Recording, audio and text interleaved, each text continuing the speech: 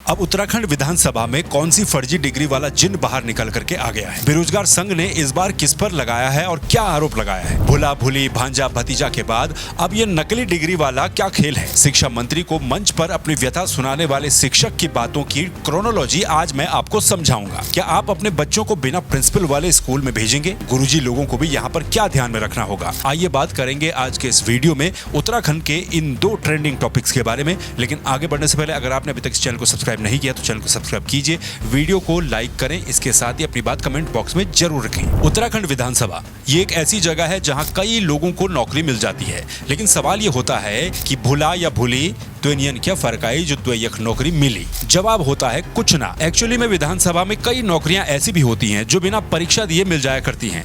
इनको हम आम बोलचाल की भाषा में बैकडोर वाली भर्ती भी कहते हैं, यानी कि पिछले दरवाजे वाली भर्ती। अब जो काम पिछले दरवाजे से होता होगा, जाहिर सी बात है कि वो ठीक ठाक तो नहीं होता होगा, उसमें कुछ न कुछ गड़बड़ी जरूर होती होगी। ये सारी बातें मैं अपने मन से नहीं कह रहा, बल्कि ये सत्य है, प्रूव हो चुकी है। कुछ समय पहले उत्तराखंड विधानसभा भर्ती घोटाले पर खूब हो हल्ला मचा था। बैकडोर से फर्जी तरीके से लोगों ने विधानसभा में नौकरियां पाई।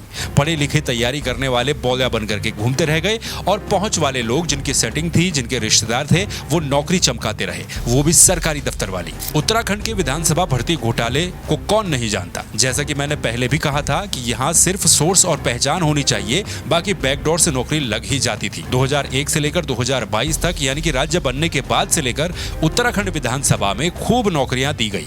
कुछ वैध तरीके से मिली होंगी तो कुछ का क्राइटेरिया था कि कौन मेरा भुला है, कौन मेरी भुल्ली है, कौन भतीजा है, कौन भांजा है, कौन पीआरओ है, कौन ओएसडी है, कौन ओएसडी की पत्नी है, कौन पीआरओ का मामा है। इस तरीके से नियमों का उल्लंघन करते हुए बिना विज्ञप्ति के व्यक्तिगत आवेदनों पर खूब नौकरियों की पंदरबांट हुई। अब यहाँ रोजगार की गंगा बहाने वालों में, या फिर यूं कह सकते हैं कि फर्जी रोजगार बांटने वालों में बीजेपी पीछे रही, न कांग्रेस पीछे रही। सबने खूब अपने अपने लोगों को विधानसभा का कर्मचारी बना डाला। 2021 में 72 लोग प्रेमचंद्र अग्रवाल के कार्यकाल में लगे और कांग्रेस सरकार के कार्यकाल के दौरान गोविंद सिंह गुंजवाल के कार्यकाल में 150 नियुक्तियों पर सवाल उठे। एक्सपर्ट कमेटी ने जब जांच की तो 228 भर्तियां रद्द की गई। इसके बाद विधानसभा अध्यक्ष रितु खंडूड़ी भूषण की खूब वाहवाही भी हुई। लेकिन इतनी राम कहानी मैंने आपको क्यों सुनाई है? ताकि इस नई कहानी का इंजन गर्म किया जा सके, क्योंकि अब एक बार फिर से विधानसभा में फर्जी डिग्री वाली एक बड़े अधिकारी पर सवाल उठाए जा रहे हैं। ये सवाल उठाए जा रहे हैं उत्तराखंड बेरोजगार संघ के द्वारा। बॉबी पवार ने कुछ समय पहले अपने पद से इस्तीफा दिया था और राम खंडवाल अब बेरोजगार संघ की कमान संभाले हुए हैं। आजकल ही उन्होंने एक नया आरोप लगाया है, या फिर यूं कह लें कि एक नया खुलासा किया है। राम खंडवाल का आरोप है कि विधानसभा में एक कर्मचारी है, कर्मचारी क्या, वो अधिकारी आप उन्हें कह सकते हैं, मयंक सिंघल उनका नाम है। मयंक सिंघल नाम के एक शख्स वरिष्ठ प्रोटोकॉल अधिकारी हैं। रितु खंडूड़ी भूषण जो कि विधानसभा के अध्यक्ष हैं, उनके कार्यकाल में इनको प्रमोशन देकर के डीडीओ का चार्ज भी दिया गया। राम खंडवाल ये आरोप लगा रहे हैं और बेरोजगार संघ ये आरोप लगा रहा है कि इस वरिष्ठ अधिकारी की डिग्रियां फर्जी हैं। ये अधिकारी उत्तराखंड से बाहर के हैं। लगभग साल 2002 के दौरान इनकी यहाँ पर नौकरी लगी थी, लेकिन जो डॉक्यूमेंट्स इनके द्वारा दिए गए हैं, जो सर्टिफिकेट दिए गए हैं अपनी एजुकेशन के, वो फर्जी है। अब क्या क्या फर्जी है, क्या क्या फर्जी नहीं है, उस पर आने से पहले मैं आपको ये भी बता दूं कि राम खंडवाल ने यह भी आरोप लगाया है कि डीडीओ के पास विधानसभा का करीब 125 करोड़ रुपए का बजट भी है। सोचिए 125 करोड़ रुपए का। उनका यह मानना है कि जो व्यक्ति अपनी डिग्री फर्जी बना सकता है, वो इतने बजट के साथ क्या कुछ नहीं कर सकता। आरोप तो ये बड़े खतरनाक है। वैसे ही पहले से ही विधानसभा में भर्तियों पर तिरछी नजर ही सबकी पड़ती है। न जाने कौन किसी का भतीजा, भुला या फिर चाचा मामा निकल आए, तो अब इन अधिकारी महोदय की डिग्रियों पर भी आ जाते हैं। राम खंडवाल का आरोप है कि इन्होंने 10वीं की डिग्री गुरुकुल विश्वविद्यालय मथुरा वृंदावन से दिखाई है। कई जांचों में इस संस्थान को फर्जी बताया गया है, डिक्लेयर कर दिया गया है। बाकायदा यूजीसी ने भी इसे फर्जी संस्थान डिक्लेयर किया हुआ है, करार दिया हुआ है। यूपी की कई भर्तियों में भी कई विभागों ने यहां से डिग्री करने वालों को फर्जी करार दिया है। इसमें भी मजेदार बात यह है कि इस संस्थान से भी उन्होंने प्राइवेट वाली डिग्री ली है, लेकिन फर्जी काल के इतिहास में भी इस संस्थान ने कभी प्राइवेट का कोई कोर्स कराया ही नहीं। है ना ताज्जुब वाली बात? अगर ये आरोप सही है तो मैं आपको बता रहा हूं कि ये मामला बहुत सीरियस है। फर्जी में भी फर्जीवाड़ा। आगे राम खंडवाल का आरोप है कि इंटर की डिग्री भी इन्होंने गुरुकुल विश्वविद्यालय मथुरा वृंदावन से की है, वो भी प्राइवेट से की है। अब स्नातक पर आ जाते हैं। स्नातक की उपाधि इन्होंने संपूर्णानंद संस्कृत विश्वविद्यालय वाराणसी से की है। राम खंडवाल बताते हैं कि ये संस्थान भी फर्जी है, चाहे तो आप गूगल कर लीजिए। इस कॉलेज पर भी एसआईटी की जांच हो चुकी है, बल्कि यहाँ से डिग्री लेने वाले कुछ शिक्षकों को जो कि उत्तराखंड में तैनात थे, उन पर जब जांच बैठी, उनकी डिग्री की जांच की गई। उनकी डिग्री भी इसी यूनिवर्सिटी से थी, उन्हें भी तत्काल हटा दिया गया था, ये कह करके ये फर्जी डिग्री है। अगर वो हट सकते हैं तो फिर ये अधिकारी महोदय क्यों नहीं हट सकते? इनके ऊपर किसका संरक्षण है, ये बड़ा सवाल उठाया गया है। इस अधिकारी को कौन बचा रहा है? भाई जब सेम यूनिवर्सिटी से शिक्षक की डिग्री फर्जी हो सकती है तो उसे निकाला जा सकता है, तो अधिकारी को क्यों नहीं निकाला जा सकता? लगभग जो है 2002 के बाद यहाँ पर ये लगा हुआ है और उसके बाद धीरे धीरे धीरे करके प्रमोशन पाता गया। डिग्रियां सारी फर्जी, प्रमोशन धड़ाधड़ मिल रहे हैं। अब वो किसके कृपा से मिल रहे हैं प्रमोशन, वो यही जाने, या तो फिर ये भगवान मालिक है।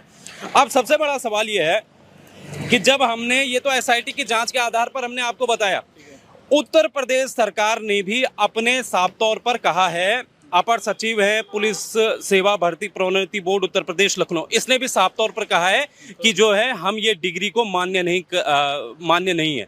गुरुकुल मथुरा की डिग्री कोई मान्य नहीं है। इसके अलावा अगर आप देखेंगे तो ये देखिए आप, ये माध्यमिक शिक्षा परिषद उत्तर प्रदेश, इसने भी साफ तौर पर कहा है कि इसकी डिग्री समाप्त कर दी गई है।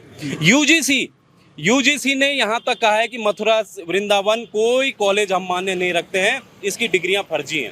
अब इस मामले में उन्होंने पत्र विधानसभा अध्यक्ष ऋतु खंडूड़ी भूषण को भी लिखा है और उत्तराखंड विधानसभा के सचिव को भी लिखा है। सचिव का ये कहना है कि ये मामला अब विधानसभा अध्यक्ष के संज्ञान में डाला गया है, अध्यक्ष जी आएंगी तो इस मामले को देखेंगी। लेकिन यहाँ सवाल ये भी उठता है कि अगर ये जांच सही पाई जाती है, मामला अगर सही है, तो आज तक इस पर किसी ने ध्यान क्यों नहीं दिया? यहाँ इतने युवा बेरोजगार घूम रहे हैं, उनके लिए तो मुंह चिढ़ाने वाली बात ये हो जाएगी। अभी बेरोजगार संघ ने कहा है कि इस पर अगर 7 दिन के अंदर कोई कार्रवाई नहीं होती है तो फिर वो धरने पर भी बैठेंगे। वैसे ये हाल उत्तराखंड में कोई नया नहीं है। सोशल मीडिया से लेकर तमाम पोर्टलों तक कड़क खबरें और प्रचार प्रसार चल रहा है, लेकिन हकीकत की कुछ और बातें हैं जो कि कोई दिखा ही नहीं रहा है या फिर दिखाना नहीं चाहता। जैसे कुछ समय पहले इसी बेरोजगार संघ ने एक मोर्चा खोला था कि भाई शहरी विकास विभाग में एक शख्स 1,75,000 रुपए की नौकरी पर रखा गया है, उत्तर प्रदेश से लाया गया है। जब उसका विरोध हुआ तो उसे भी मजबूरन बाद में हटाना पड़ा। वो वाली खबरें भी आपने कितने मेन स्ट्रीम मीडिया चैनल या फिर पोर्टल पर प्रमुखता से देखी होंगी।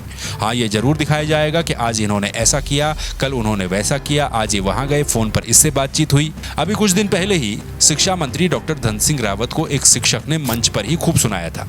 ये भी कह सकते हैं कि मंत्री जी की क्लास ले ली थी या फिर मंत्री जी को हड़का दिया था या फिर तेवर दिखा दिए थे, लेकिन वो सब बातें मायने नहीं रखती हैं। उन बातों का सवाल ही नहीं है। सवाल ये है कि शिक्षकों के प्रमोशन नहीं हुए तो प्रिंसिपल की कमी आ गई, और प्रिंसिपल कम है तो कई स्कूलों में बिना प्रिंसिपल के स्कूल संचालित हो रहे हैं। स्कूलों में प्रिंसिपल नहीं होगा तो प्रभारी प्रिंसिपल होगा, जाहिर सी बात है। अब प्रभारी प्रिंसिपल का भी अपना कोई सब्जेक्ट होगा, कोई पीरियड होगा। प्रभारी प्रिंसिपल है तो आम शिक्षकों के बीच का आदमी ही होगा। अब या तो वो आदमी अपनी क्लास पढ़ा ले, अपना सब्जेक्ट पढ़ा ले, या फिर प्रिंसिपल का काम देख ले। अगर ऐसा वो करता भी है तो कितने ही उसके साथ के शिक्षक होंगे जो उसकी बातों को सीरियसली लेते होंगे, क्योंकि है तो वो प्रभारी प्रिंसिपल ही। अब जिस स्कूल में प्रिंसिपल ही नहीं होगा, उस स्कूल में क्या सोच करके देखिए आप, कोई माँ बाप अपने बच्चे को भेजेंगे या नहीं भेजेंगे? बच्चे नहीं भेजेंगे तो छात्र संख्या कम होगी। ऐसे में या तो स्कूल बंद होने के कगार पर आ जाएगा, या तो कम छात्र संख्या के साथ ही शिक्षक भी काम चलाओ तरीके से ही अपना काम करेंगे। आप इस पूरी क्रोनोलॉजी को समझ रहे होंगे। अब उस शिक्षक से ही जवाब तलब किया जा रहा है, लेकिन मंत्री जी से ये नहीं पूछा जा रहा है कि भाई वरिष्ठता या फिर सीनियरिटी तो सरकार को और अधिकारियों को ही तय करनी है, प्रमोशन तो आपको ही करने हैं, चाहे कुछ भी हो जाए। हो सकता है कि इसमें शिक्षकों की भी कुछ कमियां रही हों, गड़बड़ियां रही हों, वो भी केस डाल करके बैठे हुए हैं, वो केस वापस नहीं ले रहे हैं, सरकार प्रमोशन नहीं कर रही है, लेकिन मसला तो आपको ही हल करना है। अब चाहे आप अध्यादेश लाओ या फिर इसे कैसे हल करना है, इस टॉपिक पर किसी देश की विदेश यात्रा करके आओ, रिसर्च करके आओ। वैसे भी विपक्ष आरोप लगाता है लगातार कि सहकारिता और शिक्षा मंत्री खूब विदेश दौरे करते हैं। अब उस शिक्षक ने अपनी समस्या बोल दी तो उसी को ही घेरा जा रहा है। हाँ, ये बात भी सही है कि शिक्षक भी अपना काम ढंग से करें। वहां भी खूब नेतागिरी हो रही है। भाई आपको भी बायोमेट्रिक या फिर फोन से हाजिरी लगाने में क्या दिक्कत है? क्यों डर रहे हो? डर वो रहा होगा जो स्कूल न समय से आता होगा न जाता होगा। आज यहाँ अधिवेशन, कल वहां अधिवेशन, आज इस संघ की बैठक, कल उस संघ की बैठक, कुल मिलाकर के सबको अपनी पड़ी है। नतीजा पूरी क्लास में एक बच्चा, वो भी सभी सब्जेक्ट में फेल हो जाता है। टीचरों की संख्या थी 7। फिर ऐसी खबरें आपको सुनाई देने को मिलती है। ऐसा चलेगा तो फिर कैसे में स्कूल सुधरेंगे और कैसे में स्कूल का सिस्टम सुधरेगा? इस पर किसी दिन डिटेल से वीडियो बनाएंगे, लेकिन स्थिति यही है कि कहीं शिक्षक मंत्री को मंच पर सुना रहे हैं, कहीं बेरोजगार फर्जी डिग्री वाले का खुलासा कर रहे हैं। आपका इन सब को लेकर के क्या कहना है, कमेंट करके आप भी बताइए। इस चैनल को सब्सक्राइब कर दीजिए, वीडियो को लाइक कर दीजिए। आपसे फिर दोबारा मुलाकात होगी किसी दूसरे वीडियो में दूसरे टॉपिक के साथ। तब तक के लिए नमस्कार, अपना ख्याल रखिए।